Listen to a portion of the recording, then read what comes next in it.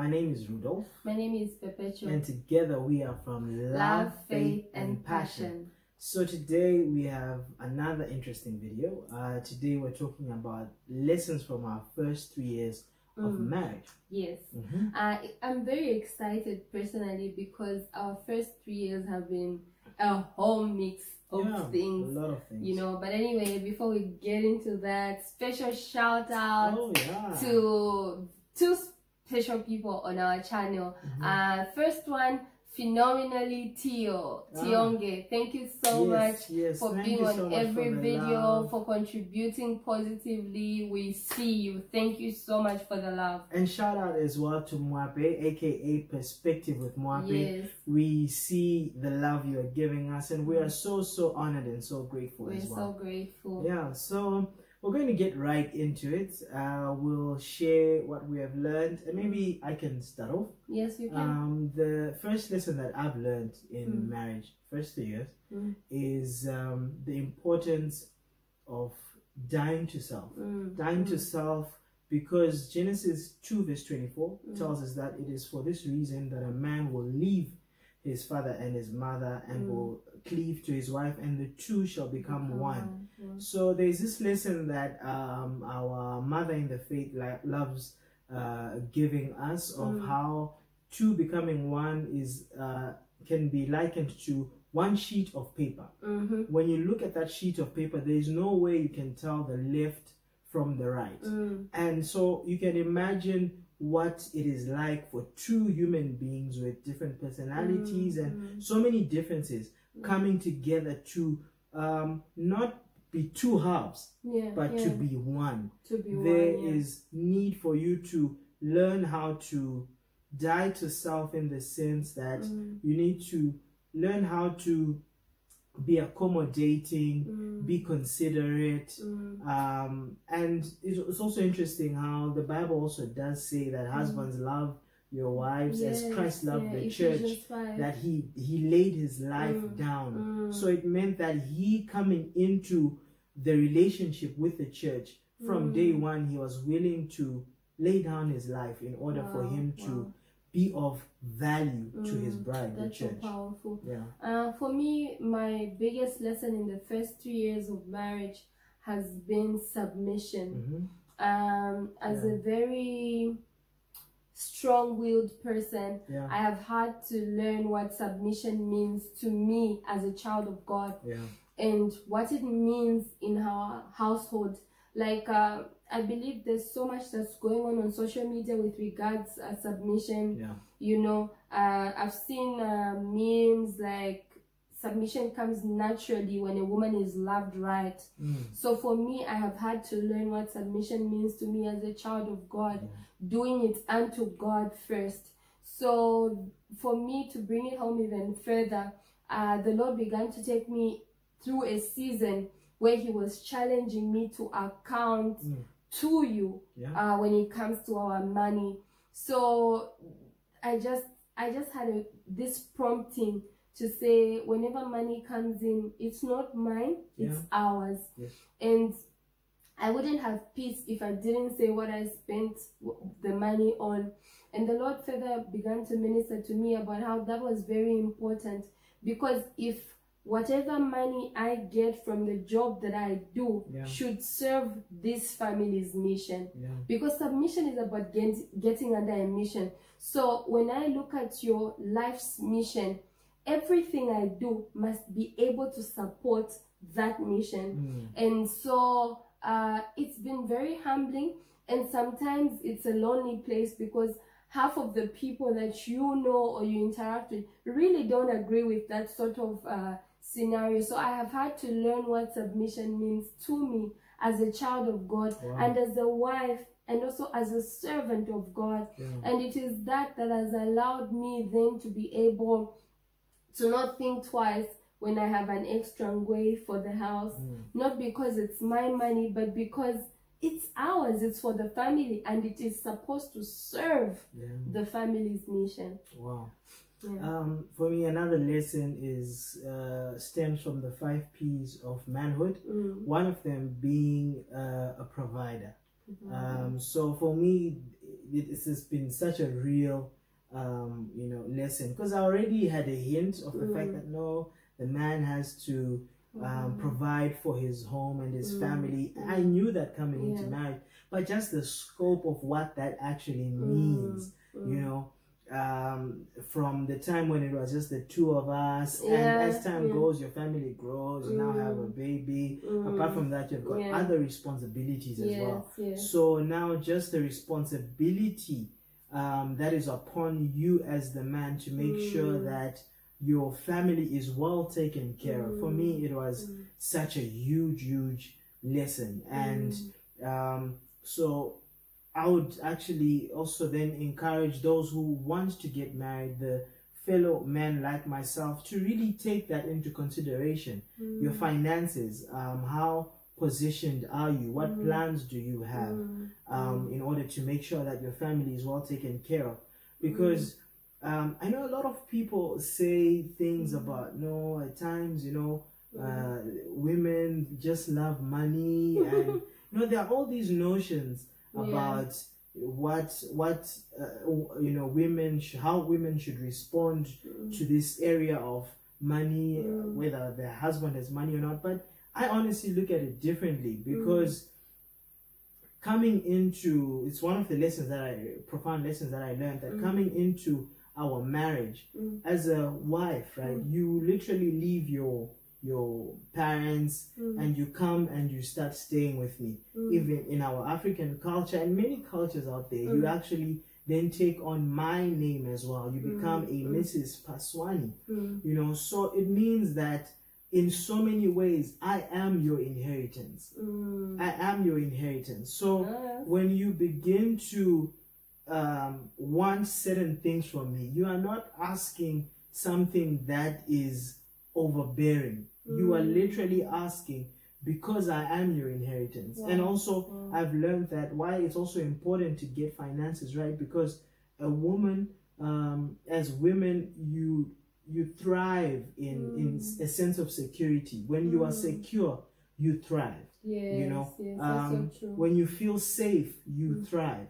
So having finances in place helps you to feel secure, knowing that, look, we have a roof over our heads, we've got food at home, our basic needs are taken care of. And it literally liberates you to be, the woman, the mother, the wife that you are. And also for me, another thing I have learned is that it's important to keep investing into the relationship.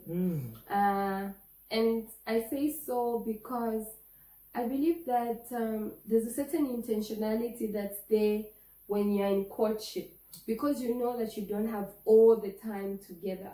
So you make every moment count, you plan properly. So I believe that at some point for me, I had forgotten that aspect of us, like, having fun, spending time. And I realized that, it's very important to even become intentional when you are married. Because in as much as you see each other in scenarios with other people. So you really don't get opportunity to check, Kuti, how's my friend doing? How are we really doing as a couple?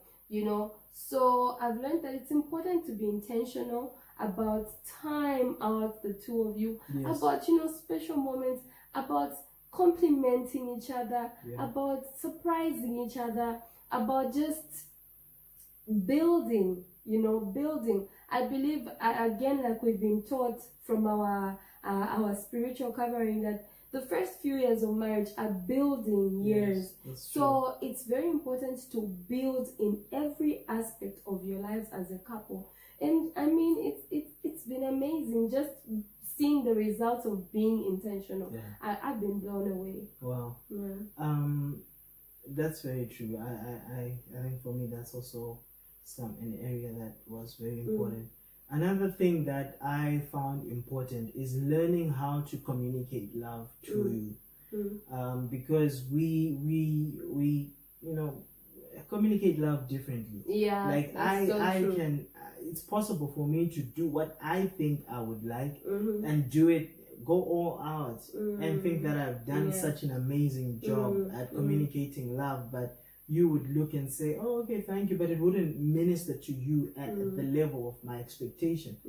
But I learned that it's important for me to learn what love looks like from your angle, so that even as I then minister love to you, I'm doing so in a way that, you know, you can get it, you can feel it,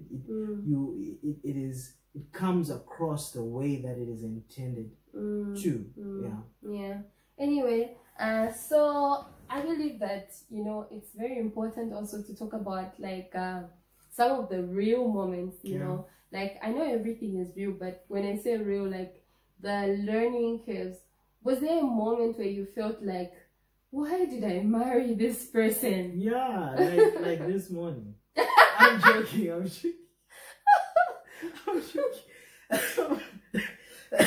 joking. You're so naughty. But yeah, I have.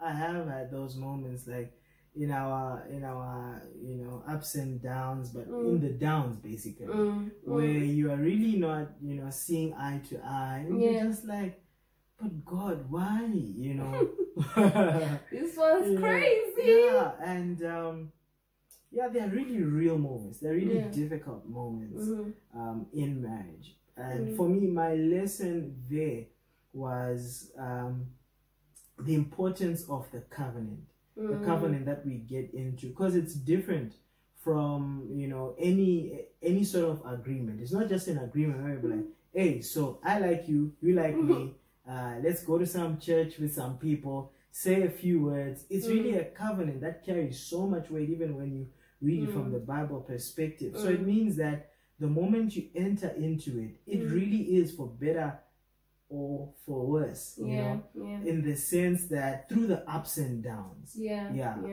through difficult times that you may go through, be it in whatever circumstance those difficult times may be in. Like we've really gone through quite a lot, and I think that's also one of the reasons that gives us something to say at the end of the day, because of what we have been through. So yeah, I think those moments are there, but in knowing the fact that your relationship is for a lifetime, it gave me a grounding, knowing that, look, we are here now. We may not be seeing eye to eye. There may be tension for days. Okay, not tension for days, but no, I mean just a lot of tension. But we're in it for the long run. And I believe that, you see, one of the things that I can really pick out in our difficult moments, and most of our challenges really come from the fact that we're very different.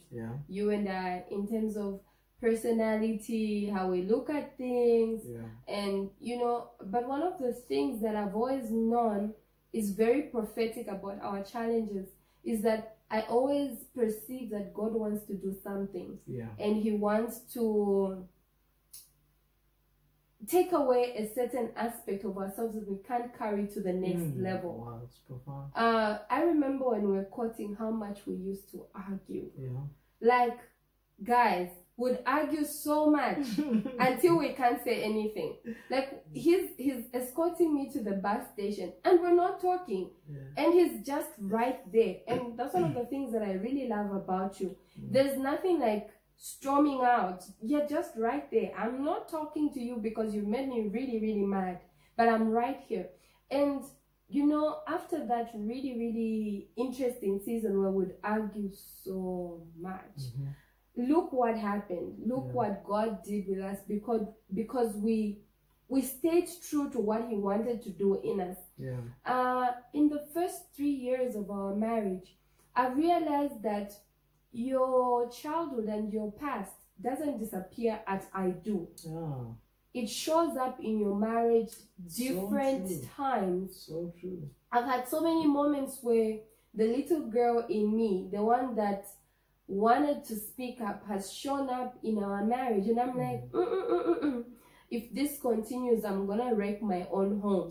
So for me, my biggest lesson, and also my answer to have I had moments where I feel like, why did I get married? Yeah. I have had those moments a lot as well. Where you feel like running away. Yeah, where you feel like, Lord, your child, like, I've learned to ask God, what's this about? Yeah. Because I remember, I think that was 2nd year of marriage, we'd have so many arguments, and I would be crying so much. Almost the whole time I would be crying. And when I look back, I'm just like, oh my God, I was so petty. Yeah, when you look back and you say, what's really the issue? What's the value of what we are contending? Yeah. And sometimes you realize, like you said, it's just a difference in perspective. Yeah. And, you know, I believe that there are a lot of people who've had these moments where they're just like oil and water with their partner. And some people have run away from the perfection that comes when you surrender to God. You know, most of the times when we have those challenges that make me feel like, Lord, why did I get married? I have seen God fight for us, beyond us. Yeah. And I'm just so grateful for the grace to obey, because I believe that obedience is a grace thing. Yes. Like God can literally say, because of what I want you guys to do, I will not let you get hard-headed. Yeah. And I never used to say sorry. And the Lord began to minister to me about that. We need to sort this out. We need to do this. We need to do that. So those moments of oil and water have been moments where God has shown himself strong. And you know, before you know it, you're good. Yeah. You're good. And you know, it's a lie that because it's a God-given relationship, you two don't have to change. You two don't have to go through the process, because process is for sustaining what God gives you. So God will process you so that you can have capacity now to hold the marriage. Yeah. You can have capacity to be a Maibusa. You can have capacity to be a mom. Yeah. If you don't go through the process, you can abandon posts, live a perfectly good God-given thing. Yeah. So for me, yeah, I've had moments where I felt like, save me, Lord. And I think for me, it also just highlights the importance of learning how to resolve conflict. I think it's something that you actually have to learn. Yes, for so it's many an people, art. Yeah, for so many people, I think the misconception that we have is that because we love each other, we should be able to get by without hitting hard places. Yeah, yeah. That our love should be enough. You know, I love you so much that, you know,